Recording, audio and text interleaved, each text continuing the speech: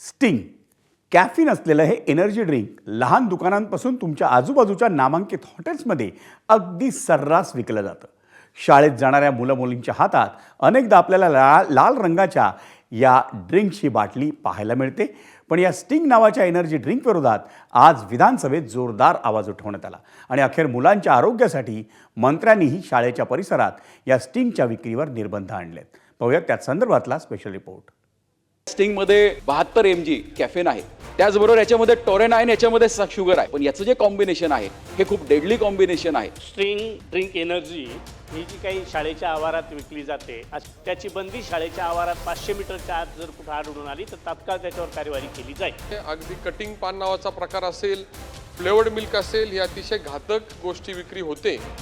Sting आणि तत्सम energy ड्रिंक्सचे दुष्परिणाम अधोरेखित करण्यासाठी आपल्या लोकप्रतिनिधींनी सभागृहात चांगलीच एनर्जी दाखवली आणि त्याचा योग्य तो परिणाम देखील पाहायला मिळाला.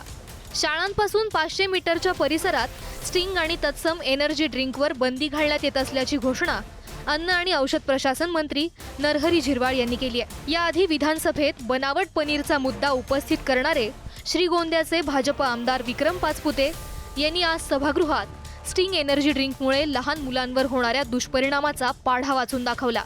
नॉन अल्कोहोलिक एरिएटेड ड्रिंक्समध्ये जवळजवळ 400 mg पर्यंत कॅफेन हे अलाउड आहे. या स्टिंगमध्ये 72 mg कॅफेन आहे, त्याचबरोबर याच्यामध्ये टोरेन आहे आणि याच्यामध्ये शुगर आहे. शुगर जवळजवळ 34% अध्यक्ष महोदय आहे.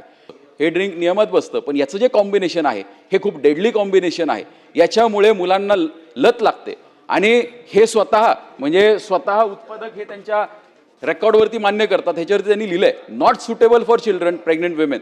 म्हणजे एवढं असताना सुद्धा सर्रास स्टिंगचा विक्री ही शाळा परिसरामध्ये केली जाते.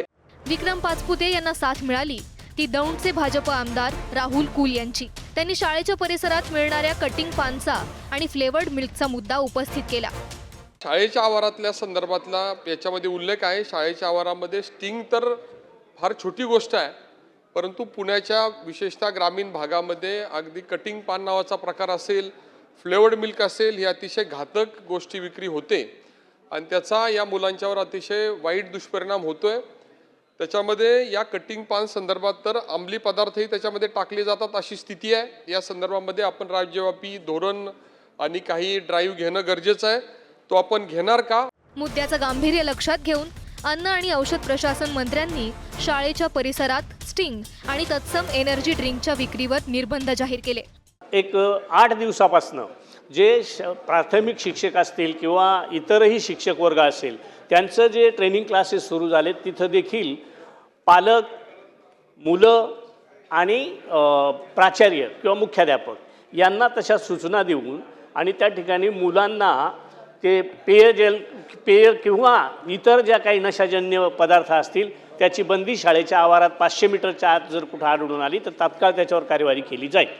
एनर्जी ड्रिंक असा सर्रास उल्लेख केला जात असला तरी ही पेय प्रत्यक्षात तुमचं शरीर कमकुवत करत असल्याची माहिती फिटनेस एक्सपर्ट आणि आरोग्य तज्ज्ञांनी दिली आहे. ही जी ड्रिंक्स आहे ह्याचे स्ट्रिंग जी आहे त्याच्यात कॅफेन हे जास्त आहे. साधारण 250 ml मध्ये 70 to 80 मिलीग्रॅम्स एवढं कॅफेन मिळतं जे स्ट्रॉंग कॉफीमध्ये मिळतं.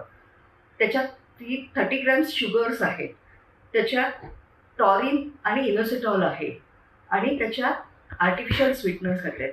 याचा परिणाम आपल्या शरीरावर होतो. FSSAI आणि इंटरनॅशनल गाईडलाईन्स काय सांगतं की एका हेल्दी अडल्टने दिवसाला जास्तीत जास्त 400 mg कॅफीन घेणं हे सेफ आहे. एनर्जी ड्रिंकच्या एका कॅनमध्ये त्यापेक्षा जास्ती कॅफीन देतं, म्हणजे मुलं एका कॅनमध्येच daily safe limit already cross करत आहे. हे अल्कोहोल सारखं, दारू सारखं दिसून येत नाही, पण शुगर आणि कॅफीन दोन्ही तितकंच ऍडिक्टिव्ह आहे हेही तितकंच खरं.